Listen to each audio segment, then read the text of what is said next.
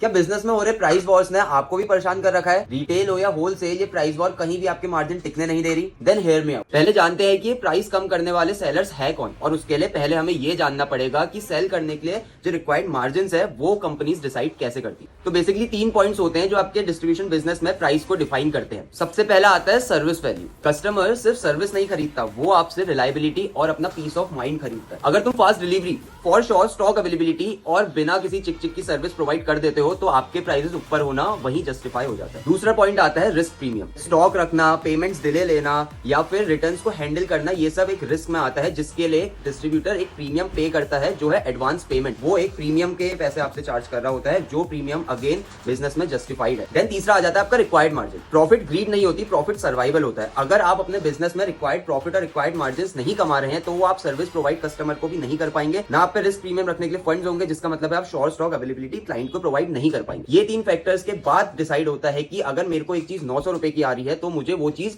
कितने मार्जिन में बेचनी सही है। जब हम ये 3 पॉइंट्स को पता कर लेते हैं, समझ लेते हैं, तब हमें पता चलता है कि वो लोग कौन है जो श्योरली प्राइसेस मार्केट में खराब कर रहे हैं। फॉर श्योर वो वही लोग हैं जिनके लिए बिजनेस परचेज और उसके बाद सेल करके सिर्फ कैश फ्लो इकट्ठा करना ही होता है, जिस वजह से बहुत बार उनके सर्विसेज में, बहुत बार उनके बिलिंग्स में मे बी आपको जेन्युइन प्रोडक्ट भी नहीं मिल रहा हो।